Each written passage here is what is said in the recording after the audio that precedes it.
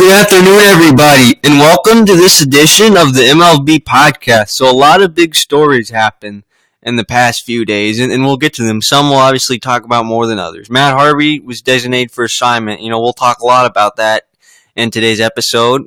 The Dodgers last night in Mexico, Monterrey, Mexico, and the Padres threw a combined no-hitter. I believe it was Buehler, Cingrani, and there was Garcia and Liberatore, so four people threw a no-hitter for the Dodgers last night, and with Buehler, being only had Tommy John surgery about 3 years ago, this is his first full season, or I think it's going to be his first full season in the major leagues, is in the rotation, so the Dodgers only tend to let him go 5 or 6 innings, and you're not going to push someone like that at that young of the age, I heard Buehler talking after the game. He wanted to stay in, was not happy about coming out.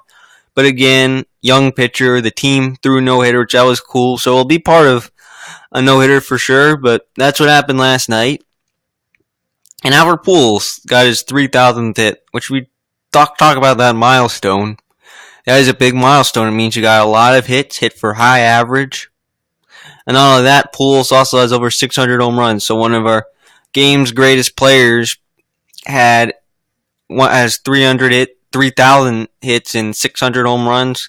Congratulations to Albert Pujols and the Angels organization. So next up, Ichiro, who did not say he was retiring, wants to keep playing, but the Mariners decided that Ichiro will now become a member of the front office in the Mariners organization. That will happen for the rest of the year. And Ichiro, like Pujols, has had over 3,000 major league hits, plus in Japan, I think had 1,300, so has the world record for most hits ever, has more hits than Pete Rose, combining the U.S. and Japan. And Ichiro came into the major leagues at age 27, which, if you think about this, Bryce Harper and Manny Machado will get to play a full season in MLB. Will get hundreds of millions of dollars when they're before they even turn 27. So Ichiro came into the league in 2001.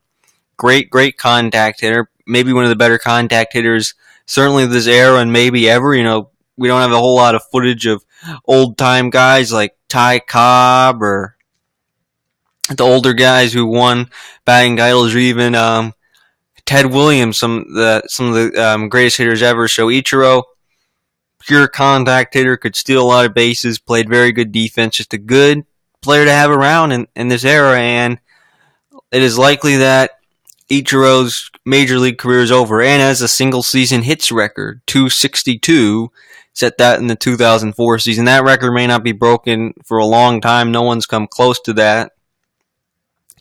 So that was quite an accomplishment. So yeah, one of the better contact hitters of our career, and maybe the first Japanese player to be inducted in the Hall of Fame, and there's no question the greatest Japanese hitter. I mean, Hideki Matsui was good. Very good Japanese hitter, and may set the all-time Japanese record for most home runs by a Japanese player in the MLB. But Ichiro was clearly our best, and you talk about all those Japanese pitchers that came over. They had their moments. Ichiro is the best Japanese player to ever play in the major leagues, hitter or pitcher. So there you go. A career ended. So Ichiro, my guess is, will go back to Japan, and who knows, might play in the majors some. We don't know for sure, but Ichiro wants to play forever, and that's what we've heard. So now, big story that happened. It involved the New York Mets. Matt Harvey, who we'll tell the whole story in a minute, was designated for assignment. Basically what that means is you're not on that team anymore. You're either going to be traded or simply released. So Matt Harvey, in the next 10 days, will have a new team. We don't know who it is yet or where it is, but Matt Harvey has really fallen off a cliff in terms of Major League Baseball. And we know his whole story. And there's 2 articles that I've read.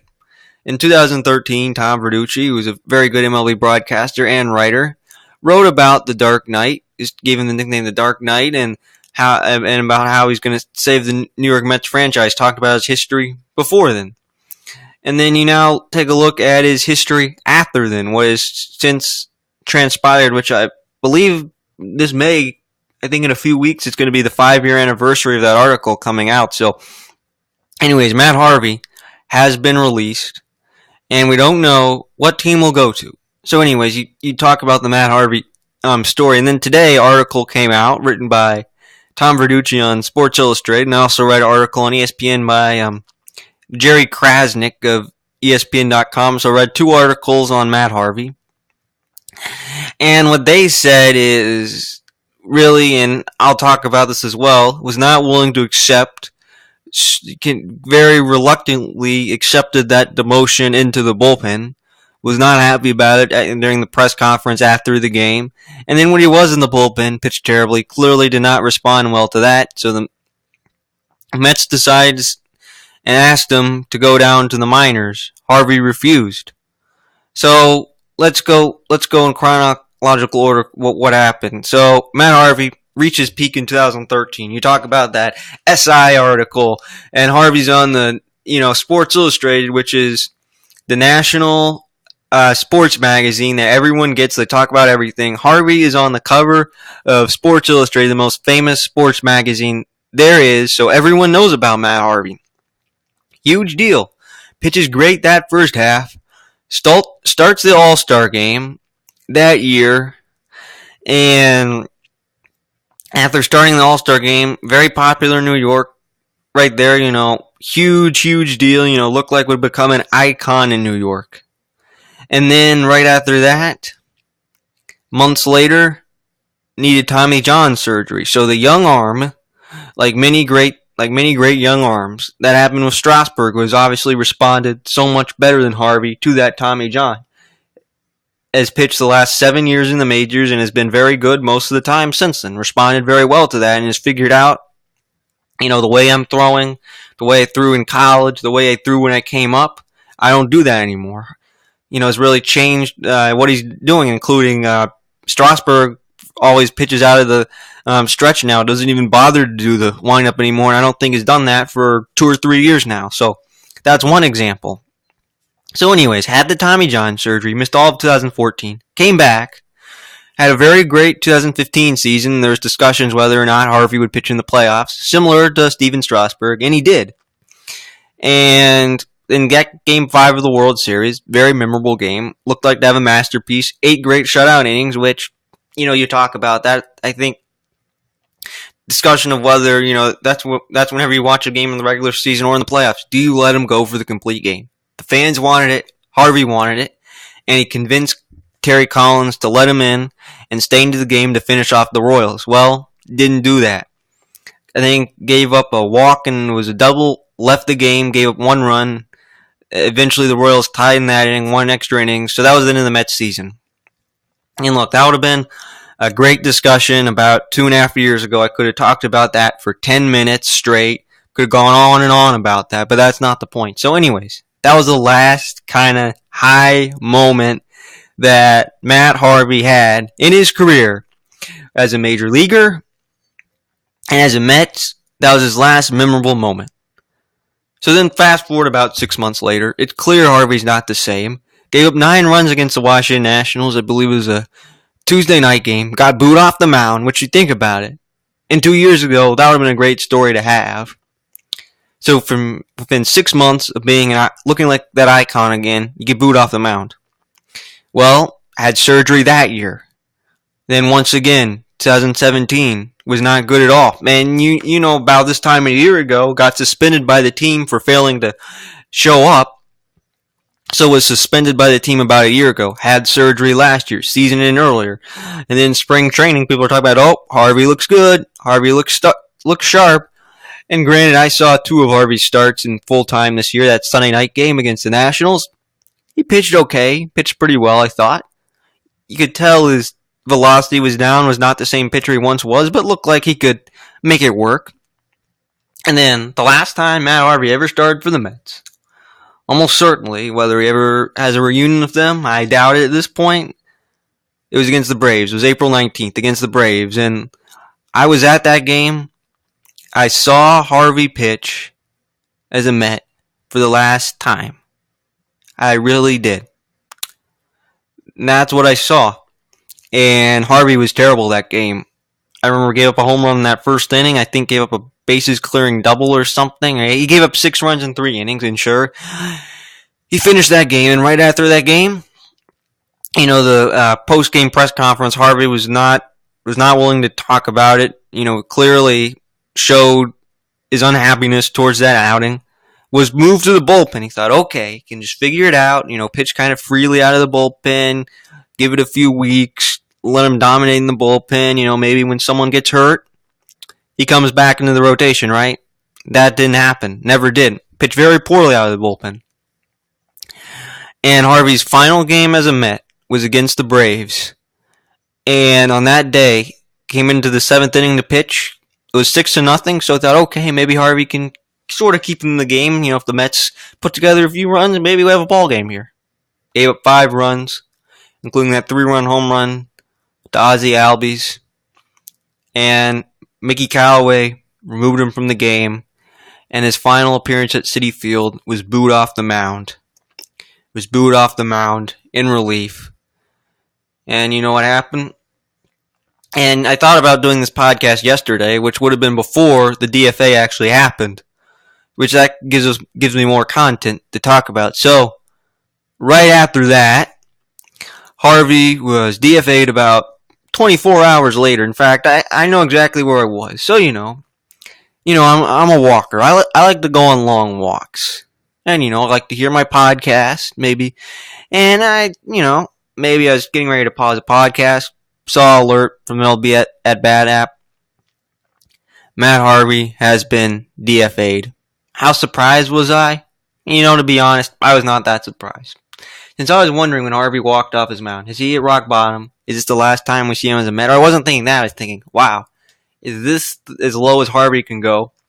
And the reason why he's DFA'd is the team asked him, look, I think you could benefit from going down to the minors, giving you easier competition, relearning how to pitch, trying to figure that out.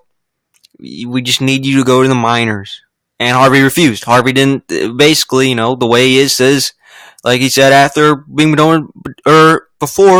after that poor start against the Atlanta Braves, I'm a starter, right? Harvey did not want to pitch in the minors since he did not think he belonged there. Well, for an example, 2 of our great pitchers of the last era, early 2010s, late 2000s, who would become teammates in Philadelphia, Roy Halladay and Cliff Lee, thought they could pitch in the majors. Then they didn't. They went down in the minors. They figured it out. They became dominant starters. And for Cliff Lee and Roy Halladay, but even more so, Cliff Lee, just lucky out on his teams, was a dominant postseason starter. So they figured it out. Lee, when he was right around age 30, he won that Cy Young Award in 2008, a year after having to relearn how to pitch. And Roy Halladay, early in his career, figured it out. One of the greatest pitchers of a generation. Halladay's a Hall of Famer. Lee, I don't know if he quite is, may not have enough to qualify, but both very, very good starting pitchers. Regular season and postseason. So Harvey can relearn. He can do that, but anyways, DFA'd. So he refused to go down in the minors, just like he did not handle going down to the bullpen well. He just did not handle things very well. And Harvey, who played in New York, I think was influenced by that New York lifestyle greatly. Thought he owned the town, thought he owned the Mets, thought he owned Citi Field every time he stepped on that mound. You could have said, hey, maybe that's true in 2013 for certain, especially when he started that All-Star game, and even during the World Series. They loved Harvey. They thought it would be that icon. Got hurt, like many great pitchers, or great young pitchers. They get hurt. And from famous words that I saw in that article today by Sports Illustrated's Tom Verducci, Harvey failed since his arm failed him. And that's exactly right. That's what happens with many pitchers. And you look at other things. It was the velocity. I knew it from just the eye test, but, they showed stuff from StatCast, whether it was spin rate or fastball velocity. Could throw in the mid to upper 90s fairly easily and could dominate. Now, I watched him pitch this year through about 92, 93, which for some pitchers, while it's not particularly hard, if you put right movement, right command on it, really know how to pitch, then that is useful. But for someone like Harvey, who relied on that before, didn't adjust to it. Didn't adjust to his diminished velocity and couldn't figure it out. And he just couldn't just couldn't pitch very well with the way he is. Harvey is not willing to accept of who he is today. He wants to be that guy that he was 5 years ago, 6 years ago, even 3 years ago. That's what Harvey wants to be. But Harvey, I think, is just stuck in the past right now. Is too focused on the past. Wants kind of the glory days back. In fact, you talk about superheroes. Who he kind of reminds me of is Mr. Incredible. Had those glory days where he was so dominant. Was the guy, was the great guy, and then after the glory days ended, all had similar things ending. They compare Matt Harvey to Batman. I think Matt Harvey's more like Mr. Incredible. They try to relive the glory days, and Mr. Incredible tried too hard to live the glory days and actually became a superhero again, and actually worked out. But so Matt Harvey can work hard to change who he is. Maybe he becomes a very good pitcher the way he is right now. What I heard in that article is maybe his mechanics aren't very good, or the way he throws maybe might need to change it, might need to relearn, and he's only 29. He can pitch very well. He could become a Cliff Lee or Roy Halladay. I'm optimistic that he can change his career, revitalize his career, and he's never going to throw 98 again. He could throw 92 of good movement, mix pitches, pitch very well, be a good solid starter, 2 or 3 starter, maybe even make another All-Star game. Who knows? But for now, Harvey's at the low point of his career. I think that was a message to Harvey after getting released by the Mets or traded that he needs to start over in potential places I thought of. 3 I really thought about at first was Cincinnati. Then I thought of Baltimore, or Texas, then Baltimore. Those could be good possibilities, teams that have no pitching, teams that need a starter, something they need to figure out, could start over there, could try to work his way back. And look, in terms of money, Harvey's going to be a free agent after this year. 5 years ago, or even 3 years ago, you could envision getting $100 million. That's not going to happen. I think he needs to get on a team this year. Maybe he signs a 1-year deal. I think this is next year is about figuring out, I think. And then who knows with Harvey. But you look at just all those incidents, Harvey wanted to be great. Harvey wanted to be his own self, his personality, and unfortunately he didn't change his personality. He didn't change anything. He stayed the same, and that's what happened. So Matt Harvey as a Met, those days are over. We'll see if he can revitalize his career. And another thing, reading that article today's issue, it talked about greatest, since they said Harvey made 36 starts ever, and and you can try to go into the Baseball Reference Play Index and try to go 36 starts, most strikeouts by a starter, and see who it is. And it'll be interesting to try it out. But you look at the starters they showed. I think they showed Kerry Wood, Dwight Gooden, Yu Darvish, names like that, and others. And I looked at that list, and they all had something in common. They got hurt. They never became those Hall of Famers that people thought early in his career. You see all those greats, like the top 3 all-time people on that strikeout list: Randy Johnson, Roger Clemens, and Nolan Ryan. They're not on that list. None of those guys are Hall of Famers or will be. I think a lot of the guys who had those problems, I think, just hurt their arms. That's just kind of a coincidence, or I don't know if it's really a coincidence or not. I think just guys who throw harder, like Harvey and like many others, are more prone to hurting their elbows, or especially their elbows, and are more prone to getting Tommy John surgery than people that don't. And we've been lucky. Some guys hurt their arms, some don't. You look at the difference, and so we'll see. We'll see with Harvey, but at this point, Mets days are over. It'll be interesting to see what happens really in the next 10 days, who Harvey goes to. My guess it will be a team like Texas or Cincinnati or Baltimore that's a bad team, can't pitch, maybe needs someone to work with. Those could be possibilities, but to be honest, I have no idea. Those are just my best guesses. So, the Matt Harvey era in New York is over. So also that happened in New York this week with the Mets against the Braves. You know what? The Braves are better than the Mets. We saw that this week during those 3-game series, and this is clear right now, and I think will be clear in the future. The Braves are better than the Mets, and they showed that. You can go back to Thursday. You saw Acuna and Ozzie Albies. They're running around. With that great speed they have. The Braves have a lot of great speed. Their pitching's better than the Mets.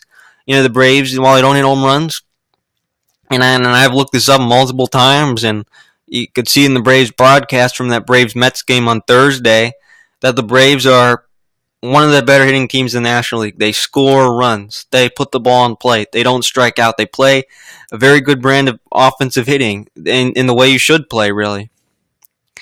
And the Braves also, I think they're having more fun than the Mets right now. You saw that on the field. You saw the way that was going on. And the Mets, granted, we spent the first part of this episode just talking about Matt Harvey the whole time, since we had a story on Matt Harvey, right? Well, the rest of the rotation, you'll take it DeGrom. He's been great this year, and based on what happened, that was a big story that came out on Wednesday morning. Or Thursday morning, it was DeGrom had that arm issue. I think he's fine. They're going to let him start. Hopefully it just goes away and it's not a problem at all. But the Mets fans sure had a scare right there with Jacob DeGrom got hurt swinging the bat. And we really thought that could be something since DeGrom, he's their best pitcher this year. Syndergaard, he's been good, not great. Or very good, not great. But the rest of the rotation. Wheeler, you saw what happened last night. Wheeler gave up 5 runs in the first inning to the Colorado Rockies at home. And before you knew it, the Mets are out of the game. And granted, they're down 8-2. They fought back. They had runners on second and third. Wade Davis got that save. Good for them. They fought until then. But that doesn't matter. The Mets have lost 4 in a row. And they have a lot of problems right now. They really do. Jason Vargas, who started that game on Thursday against the Braves, he's been terrible since coming back. You look at Matt, hasn't been very good. So you have the 4 other starters, whether that's been Harvey. I know I've said his name a lot of times this episode, but this is talking about the Mets rotation. So Harvey, Matz, Vargas, and Wheeler. They have not been very good this year at all. You look at their ERAs, they're all over 5. Matz is borderline on 5. So that rotation's not very good. The bullpen's gotten worse. Clearly that happened against the Braves with Harvey. Clearly, and Harvey pitching out of the bullpen has made their bullpen ERA worse. So you see all that, right? You see what happened there. The Mets are starting to decline. They're not as good as we think you are. And you talk about their lineup, they're the exact opposite of the Braves. They do not have fast guys. They do not run at all. Granted, Cespedes is a good athlete, but look at the lineup. Bruce, Frazier, Adrian Gonzalez, Asdrubal Cabrera. No threat to run. They can't run. They're relying on an older offense. And Michael Conforto, looking up his numbers, I thought he was a good story when he came back about 4 weeks ago. About a month ago, right? He's been terrible this year. He's hitting below 200. The Mets are starting to fall apart, and talking about catching, they don't have a catcher that can hit at all. The Mets, I don't think are the team we were. It was a fluke that they started out 11-1. So it is clear they're not that good, but they're above 500. It'll be interesting to see what direction they go. I think they can get a wild card. Right now, the Braves are clearly better than them. They have better starting pitching. They have better offense. And their organization, the way they've done things, the Braves are a better run organization. They have better player development. Granted, their farm system was a lot better than the Braves right now, but a lot better future than the Mets. Are they better than the Mets right now? Probably. Will it be better than the Mets in 2 years? Probably. The Mets are so dependent on that starting rotation, and they have been for years. And granted, who knows? The Braves, you see how they're developing starting pitchers, kind of like the Mets did a few years back. And who knows if the Braves could run into similar problem with that pitching in a few years from now. But that's not the point right now. The point is the Braves are better than the Mets, and the Mets' future does not look very good. They rely on basically right now 2 starting pitchers, and they have not pitched a full season together since 2015. 2016, DeGrom was hurt, And Granny pitched more in 16 than Syndergaard did in 17, basically after April. That was it for Syndergaard last year, right? So they have not had that rotation, either A, healthy all at once, all 5 members together, much less 4, much less 2, and B, outside of Syndergaard and DeGrom, no one really has shown dominance. And granted, 3 years ago, we had Matt Harvey, who was very good. We had Syndergaard and DeGrom. We were hopeful with the promotion of Steven Matz and Zach Wheeler. You look at their injury history. I've talked about this 1,000 times. I could do a whole podcast on their rotation. And I'm just concerned about the Mets right now. I don't think they're that good of a team. Can they get a wild card? Maybe. But they're not going to be that type of wild card that wins 95 games. Oh, great division. They're the type of team that wins maybe 87 games and gets a wild card and loses either in that game, or by the time they win that wild card game, they've used their best pitcher and they're knocked out of the divisional series. That's who the Mets are. They're not that 11-1 team. I think they're a lot closer to this team. So, another big series coming up this week. Red Sox-Yankees. And when I went on 3 weeks ago, I spoke about that. It was clear that the Red Sox were better than the Yankees. It was clear after that series. They showed it in that series. And their record overall was indicated that. And the Yankees were once 9-9. They've won 13 out of their last 14, including they swept the Angels and took 3 out of 4 to the Astros recently. And they beat the Indians last night.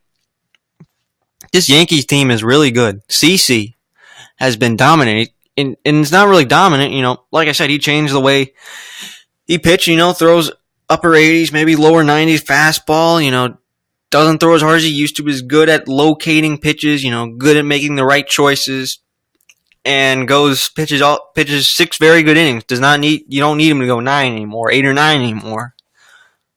And then you have that. Severino's been great. I think he'll get some Cy Young votes for sure. Severino's been dominant, including that complete game shutout against the Astros, just completely dominating the Astros, a team who he did not pitch particularly well against in the playoffs last year. And so you look at their rotation, I think it's not as big as concern as it was, say, 3 weeks ago. I think it's pretty good. It's nowhere near perfect, but I think it's solid. Now, is it a rotation that you feel great about in the playoffs? And is it the best 4-man rotation in baseball, or even 5? No. But they have enough to win you multiple games in a series. So we'll see what they do from there. And look, they have depth in the farm system. They could call some people up. That's somewhere their biggest concern right now. In terms of hitting, Didi's a Triple Crown contender, certainly an MVP candidate. He's been spectacular. I think has over 10 home runs, one of the league leaders in RBIs, way up there in average, hitting well above 300. Judge has been very good once again. Now, maybe he's not on pace to hit 52 home runs, but still, he could have 20 home runs by the end of May. So we'll see there. Their offense is great. In fact, they're ranked, I think they're first in the Major League Baseball in runs. So their offense is very good, and Stan's going to get going. I really think so. And already has started to show signs at 2 home runs in that game in Houston. And looking back at that series, while the Yankees did lose game 1 of that series, they won the last 3, including taking it on in the 9th inning. After Verlander dominated them, they basically took over the bullpen. They had Ken Giles pitching in the 9th inning, took over there. And then you go into the 9th inning on Thursday. They were down, I think, 5-3, and they came back, won that game. They fought back, they won that game. And even last night, they look like they're going to cruise to victory that game. The Indians kind of got to their bullpen, and then Chapman blew a save, unfortunately. It's just on a pass ball. You know what? No problem. They got that walk-off hit, and two players who I think will be American League Rookie of the Year candidates. Miguel Andujar and Gleyber Torres. Torres hit his first career home run last night, and Miguel Andujar got a walk-off hit. Andujar has been great this year. Definitely, again, Rookie of the Year candidate. So they have contributions from their younger players, kind of Judge, who I wouldn't say is younger at this point, is in his second year, still still young. They have prime guys. They're mixed. They have good veterans that are good clubhouse guys, and then they have some younger players. The Yankees have had a great mix. They've done things very well the last really 2 or so years after really since that August 31st trade deadline in 2016. They've made all the right decisions. In terms of the Red Sox, they've cooled off. They played right around 500. But still, I like the rotation. While Price has mostly been good, his last start wasn't so good. Rick Porcello seems like he started to bounce back, looks a lot more like that 2016 candidate. Sale has been very good too, has a tough luck of run support, though. Was that starting pitcher in that Sean Manaea no-hitter. So the Red Sox have a good top three. Their offense has been great. Mookie Betts, who I think how old is he now? Let's see, 25? Broke the Red Sox record for most career home run games. 3 homer games. I think that has 4 already in his career, which is quite remarkable already. Is an MVP candidate. Of the season and today, I'd give it to Mets. Leads Major League Baseball in home runs with 13. Is hitting above 350. Mookie Betts is the MVP right now. Mookie Betts is and finished in second place. And Betts is starting to come back. He's starting to show that 2016 form again. Betts has bounced back. The Red Sox offense is very good. JD Martinez has been great this year, hitting for a very high average. And JD Martinez, this time a year ago, didn't even play at all. Played none. Came back about 5 weeks into the season. JD Martinez already has a head start. And if he repeats what he did last year, I believe he'll hit 50 home runs. So who knows? Now, will he hit 50? I don't think so.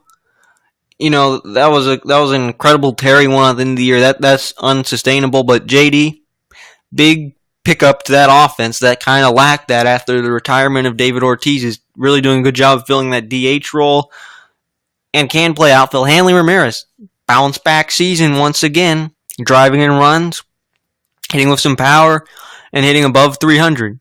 Bounce back. Devers last night, good sign at 2 home runs.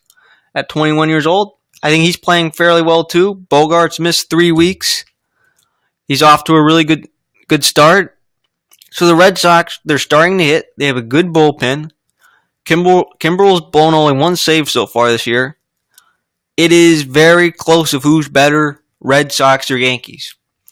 3 weeks ago, it was clear the Red Sox were better. And based on what happened the last few weeks, the Yankees have played better. And this series coming up will basically decide who is better and who is not. And granted, it's going to be early May when that series is over, but whoever wins that series is who I'm going to decide of who is the better team. Since right now, I think it's a tie. One team played 500. One team was the best team in baseball. Then it happened again. Red Sox were great. Yankees were about 500. Yankees great. Red Sox 500. So this series, winner of this series will be the better team right now. So it'll be very, very interesting to see. And this is just their second meeting of the year. They have five more meetings. And this series is going to be at Yankee Stadium. Look, I think it's going to be a full crowd. I think it's going to be a full house. So, Cleveland Indians, positive signs from them. And they have a lot of positive things in their direction. Number 1, their offense is doing better. Their offense is doing a lot better. When I looked up numbers, going into the season, early in the season, first few weeks, the Indians, they could not hit at all. They're last in the league in pretty much every category. Really, when I started noticing them hitting again was basically this Wednesday. Encarnacion hit 3 home runs. I believe they scored 12 runs against the Rangers. They scored 11 against the Blue Jays. And they did lose that game, granted. And then they scored 13 against the Blue Jays. And last night, they're down 5-0. They fought back. They tied the game. And they lost that game. But their offense, they're down 5-0 early in the year. If that happened, they would have just maybe scored, probably wouldn't have done anything. But their offense is starting to hit better. And I hear people talk about this, whether it's broadcasters and in general, when the weather warms up, you start to hit. And that's the benefit that a lot of teams are getting. The Nationals are a great example of that. They had a hard time hitting since it was cold in Washington early in the year. The Indians, Cleveland, very cold. They're starting to hit a lot better. I think they're going to hit a lot more like they have in the last few days than what they did in the first month, or especially the first few weeks. Jose Ramirez is really starting to get going, kind of had bad luck similar to Ryan Zimmerman, where he was hitting the ball hard, putting the ball in play, just wasn't getting hits. That is changing. He's hitting with power, has 9 home runs already. Is on pace to surpass for what he did last year, was an MVP finalist. We know this guy can hit. We know how good Jose Ramirez is. Francisco Lindor has 7 home runs already. And by the way, is in one of the league leaders in defensive WAR already, top 10 already. Hit a 450-foot home run the other day. So Lindor's starting to hit. We just saw from Encarnacion when he hit that 3 home run game. This Indians team is starting to hit. Kluber, Bauer, Carrasco, Clevenger. 3 of them have thrown complete games so far this year. I trust all 4 of those guys. Very good. They can win you a playoff series. I really like their pitching. And now when you look at the way they've been hitting, they're going to win the Central. That's number 2 of good news for them. While they're right around 500 this year, they have pitched very well. Their hitting is starting to come alive. And when you look at all the teams in the AL Central, Twins, they're down. They're down once again. Starting to show maybe last year was a fluke. They're not that good of a team right now. White Sox, they're still showing flashes of a bad team. Now, granted, they have a lot of talent. They'll be better. I think they'll get better as the year goes on. But they're off to a slow start right now. Royals and Tigers, they're done already. We knew that pretty much at the first day of spring training. They're entering massive rebuilds right now. The Indians this year, heavy favorites to win the Central this year and possibly next year. They're the best team in the Central. They're going to run away with that division. They can win 90 games. They'll win the division by 10 games. It is that easy. So when you think about it, when you think about those 2 factors, when you talk about the American League West, the Astros, great pitching. I think they're the 3rd best, very top-heavy American League. Red Sox are very good. So are the Yankees. So are the Astros. The Angels, well, they're good. I think they're a good team. I think they will make it to the playoffs. They do not have that potential ace starter that can win you that wild card game and certainly carry you through in a rotation. I think they're figuring out their rotation right now. When you look at that, the Mariners are a nice surprise. James Paxton had that 16 strikeout game. The Mariners, they're so far a good team. Now, they've done this in the past. They've looked like good teams at times, and they've looked like a team that might win 70 to 75 games at times. It is hard to tell with them. They are unpredictable. So is this a sign that this is the year they finally just make it to the playoffs? Or is this just one of their good starts and one of their good stretches, their good months? I don't know if the Mariners. They're hard to say.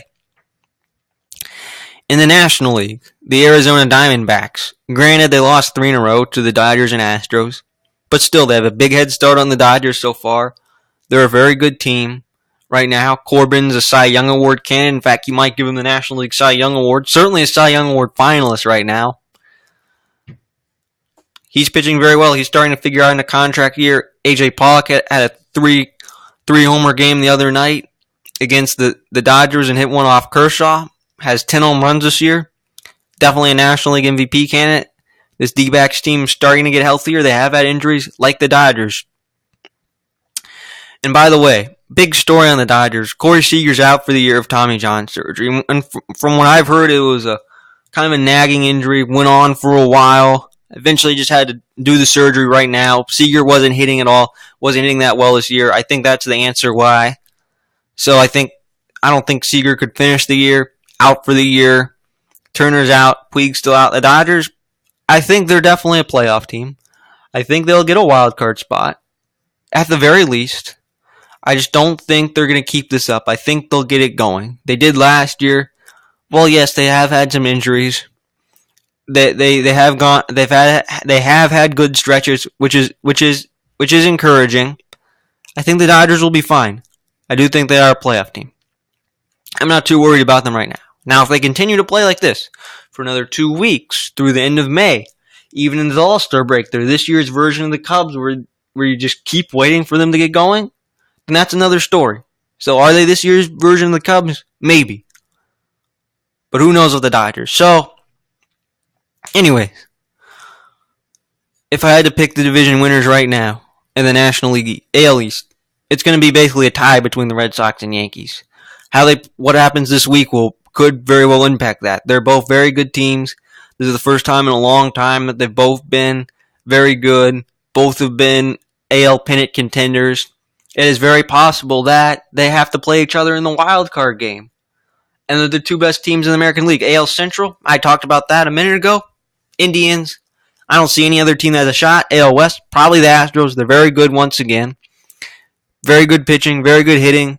Bullpen, that's a little bit of a problem. I think they'll address that later. We'll see what that's like basically right around July. And then you look at the Angels, yeah, they're a good team. I think they are a playoff team. Probably going to be the Astros. Angels are a wild card team. Maybe the Mariners. Then the NL East, again, I talked about that earlier with the Braves and Mets. The Braves are a good team. I don't think they'll sustain what they just had. I think they could be a wild card team. They could definitely make it to the wild card game. They are wild card contenders. They're starting to show flashes. Now, does this continue and they're like the 2012 Nationals that maybe comes in a year ahead of schedule and wins 90 plus games? Maybe. But that's hard to say. I don't know yet. If I had to say the favorite right now, the Nationals are starting to heat up. They've won 6 in a row. I think they're the favorites right now. Nationals are the favorites. I think it's ultimately them. NL Central. That's hard to say. There's Cardinals, Brewers, Cubs. Haven't quite figured out. No team's gotten hot and taken over. No team has fallen apart. Like, wow, they're a big disappointment.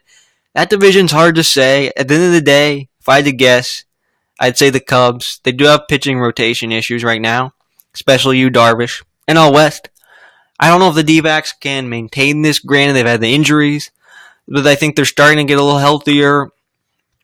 Could be the Dodgers. I don't know. It is hard to say there. The NL West is still up for grabs for sure. So, thank you for listening to this edition of the MLB podcast, and we'll see you next time. It'll be interesting to see what happens over the next few weeks. So, thank you for listening.